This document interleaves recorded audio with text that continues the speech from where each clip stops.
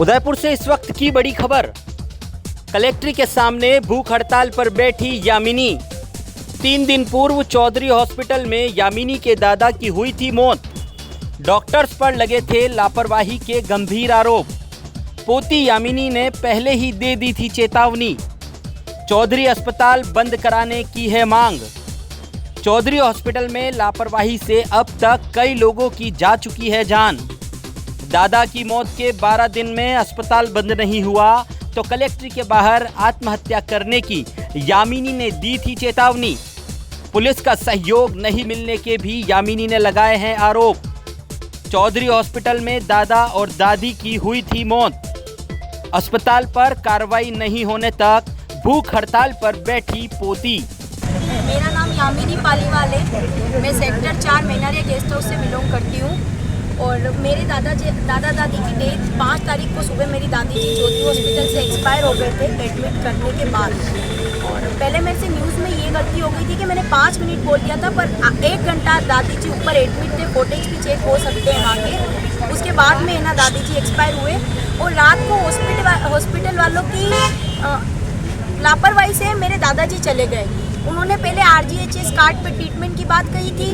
उसके बाद में बोला दादाजी जब है ना थोड़ी हल्की सांस लेने में दिक्कत होने लगी उनको, तो बोले पेशेंट सीरियस है और आप इनको लेके जाओ। तो मैंने कहा ठीक है सर, आप रेफ़र कर दो।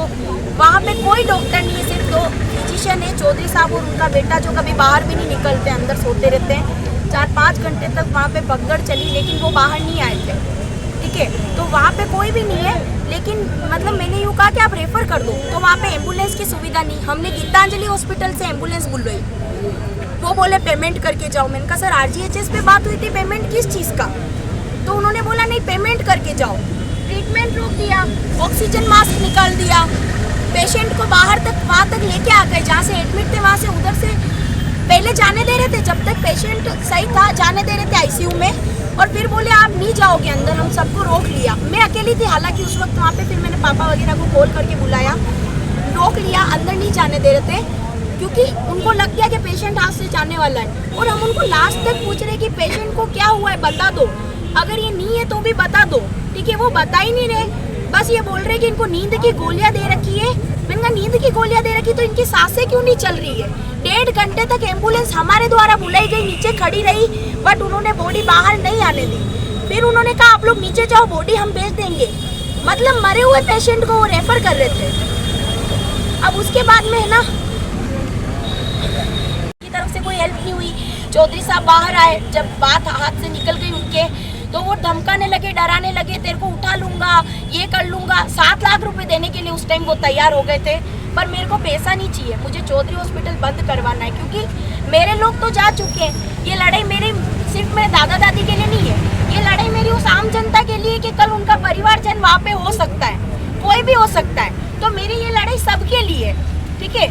अब मेरे दादा दादी तो वापस आ नहीं सकते।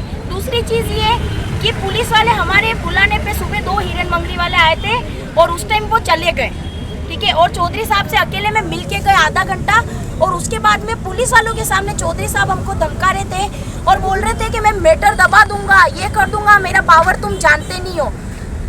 2 घंटे और बॉडी रोक के रखी, नहीं ले जानी है बॉडी।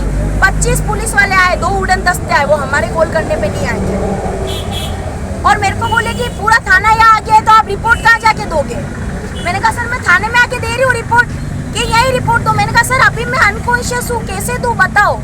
धमका रहे, डरा रहे मेरे पापा को, मुझे। अरे हमने हमारे परिवार के 2 लोग खोए, सहारा चौधरी साहब को दिया उन्होंने, क्योंकि पैसों के लिए बिक गया कानून। हालांकि मैं नहीं कहती कि मैंने रिश्वत देते हुए देखा, पर आधा घंटा अंदर अकेले बैठे थे, रिश्वत उन्होंने ली है, ठीक है। अब क्या चाहते हो आप? अब यहाँ बैठे हो, यहाँ क्या करने वाले हो? कब तक बैठोगे? और यहाँ कोई आया इसलिए बैठी हूँ सर मैं कि यहाँ अभी तक तो कोई नहीं आया है। मैंने परसों SP साहब को रिपोर्ट दी थी, तो उस वक्त एडिशनल SP साहब ने मुझसे कहा था आप रिपोर्ट अंदर दे दीजिए और उसके बाद में है ना हम कार्रवाई कर लेंगे।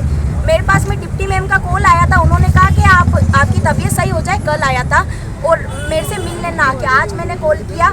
हालांकि वो भी अपनी जगह पे सही है, यहाँ धरने में बिजी होंगे, तो उन्होंने कहा कि मैं कल बोला 11 बजे ऑफिस में मिलूंगी। आज मैंने कहा तो बोले कि है ना मैम मैं क्या हमेशा फ्री थोड़ी रहती हूँ क्या? मैंने कहा ठीक है मैम, मैं शनिवार को बैठने वाली थी हड़ताल पे, पर मैं आज मजबूर होके बैठी हूँ। मेरे पास किसी का कॉल नहीं आया है, मैं कोर्ट कचहरी अननेसेसरी के चक्कर नहीं काटूंगी। कोई मेरे साथ खड़ा हो या नहीं खड़ा हो, मैं अकेली भूख हड़ताल पे बैठी रहूंगी। मेरे पास ऐसे एविडेंस है कि जिनसे हॉस्पिटल बंद हो सकता है, ठीक है। अगर आगे पुलिस प्रशासन पैसा नहीं खाती तो वो एविडेंस मुझसे ले जाए, उन एविडेंस पे जांच करे, ठीक है। मेरे परिवार वालों को वहाँ धमकाने के लिए नहीं जाए, परेशान नहीं करे।